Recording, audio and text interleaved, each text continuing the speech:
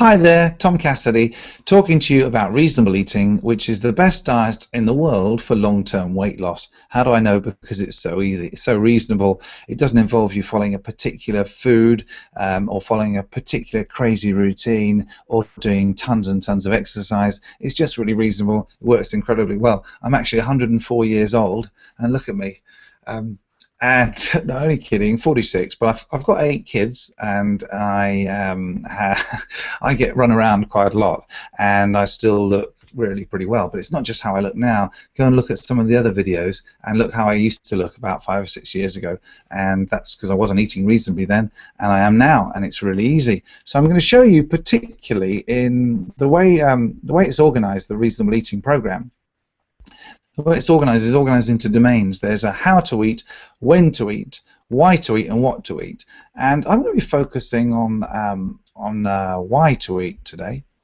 And it seems obvious, doesn't it, why to eat? But it's not as obvious as you think. One of the things that we need to remember is that when we eat, we've got to be eating for fun.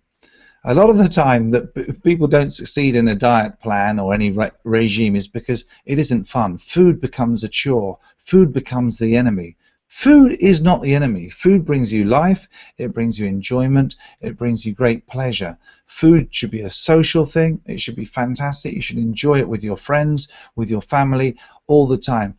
If you are in a situation where food is not fun and eating is not fun, you must be doing something unreasonable. We're not designed. Look, we're supposed to be the most advanced species on the planet, right? How is it that we aren't able to really enjoy our food in a sustainable and balanced way so that it makes us healthy and keeps us healthy?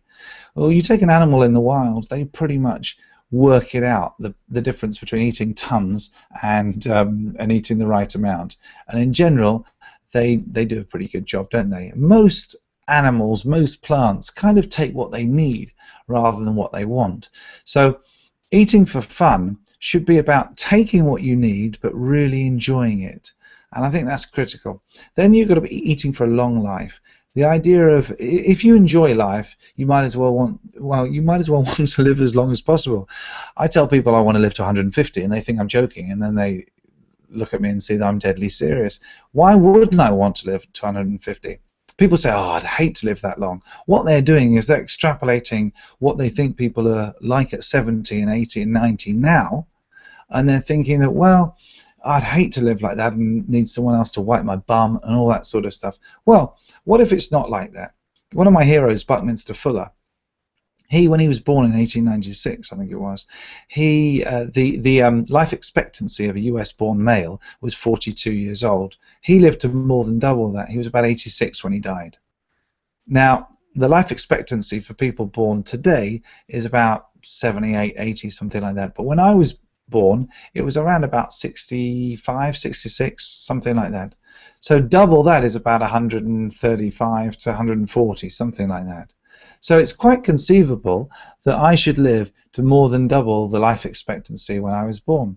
So if you're going to eat for a long life, what sort of things are you going to eat? Make sure you're not eating things that basically, if you get to really like these things, they're going to shorten your life rather than increase it. So if you're eating a lot of sugary foods, a lot of processed foods, a lot of food with a lot of salt in it that didn't grow into its shape, that hasn't grown naturally, and you're eating a lot of it and a lot of the wrong type of food, you're not going to live for a very long time. And that's not great. If you enjoy life, you might as well live as long as possible.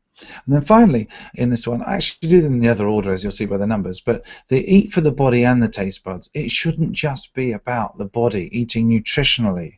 It should be for the taste buds as well. Not one or the other, it should be for both of them. So what you want is you've got a Venn diagram of all the things that are good for the body, and one circle is all the things that are good for the taste buds that you really enjoy. And what you want to do is spend as much time as you can in that segment where they overlap. So you're eating things which are great for the body and great for the taste buds. And one of the ways you can do that is you can gradually train your taste buds to like stuff that is better for you. I eat an awful lot of tender stem broccoli and hummus and raw carrots and all this sort of stuff. Now, did I like it tremendously when I started? Well, actually, I was a big fan of hummus, Hummus didn't totally grow into its shape, but it's relatively unprocessed. But raw broccoli and raw red cabbage and stuff like that, I just love it now. And all that's happened is that I've gradually eaten a little bit more of it over the last couple of years, and I find it way more tasty than, well, things that appear to be tasty on the surface, like Pringles crisps or nachos or stuff like that. Anyway, so what you've got to do is be mindful of the fact that you can actually educate your taste buds, and you can marginally, step by step, increase your ability to enjoy newer foods, which could be worse for you as well. It works in all directions. But anyway, and that's enough for today. That's the concept of why we eat, and the three algorithms: eat for fun, eat for long life, and eat for the body and the taste buds, not one or the other. Okay, and that's me done. So I hope you enjoyed it.